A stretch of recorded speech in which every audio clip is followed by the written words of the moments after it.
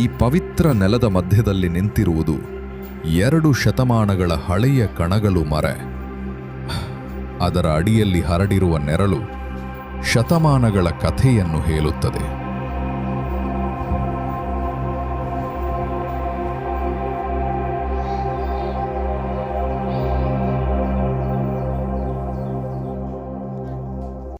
ಈ ಕಣಗಲು ಮರವು ಸುಮಾರು 2 ಶತಮಾನಗಳ ಹಿಂದಿನ ಇತಿಹಾಸವನ್ನು ಹೊಂದಿದೆ ಎಂದು ಸ್ಥಳೀಯರು ಹೇಳುತ್ತಾರೆ.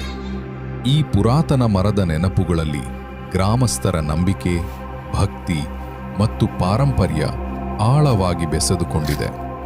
ಸ್ಥಳೀಯ ಕಥೆಯ ಪ್ರಕಾರ ಈ ಮರದ ಕೆಳಭಾಗದಲ್ಲಿ ಬರ್ಮಪ್ಪ ದೇವರು ಮತ್ತು ನಾಗದೇವತೆಗಳು ವಾಸಿಸುತ್ತಾರೆ.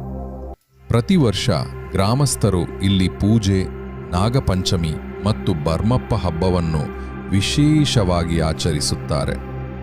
ಯಾರಾದರೂ ಈ ಸ್ಥಳದ ಪವಿತ್ರತೆಯನ್ನು ಕದಡಲು ಪ್ರಯತ್ನಿಸಿದರೆ ಅನಿಷ್ಟ ಸಂಭವಿಸುತ್ತದೆ ಎಂಬ ನಂಬಿಕೆ ಇಂದು ಕೂಡ ಜೀವಂತವಾಗಿದೆ.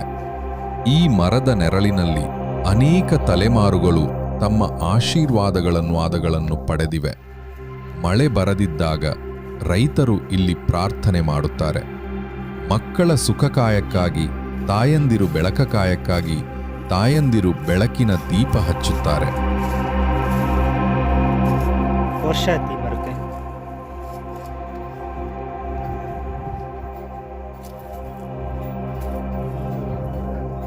ಮುನ್ನೂರು ವರ್ಷ.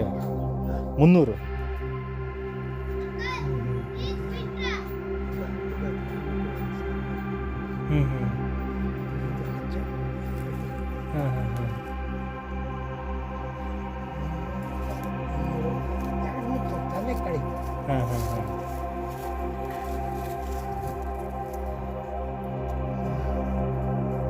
ಈ ಕಣಗಲು ಕೇವಲ ಒಂದು ಮರ ಅಲ್ಲ, ಇದು ಗ್ರಾಮದ ಆತ್ಮ, ಭಕ್ತಿಯ ಚಿಹ್ನೆ ಮತ್ತು 100 ವರ್ಷಗಳ ನಂಬಿಕೆಯ ಪ್ರತೀಕ. 300 ವರ್ಷ ಇಂದಿಗೂ ಇದರ ನೆರಳಲ್ಲಿ ದೇವರ ಸಾನ್ನಿಧ್ಯವು ಭಕ್ತರ ಮನಮಗಳಲ್ಲಿ ಜೀವಂತವಾಗಿದೆ.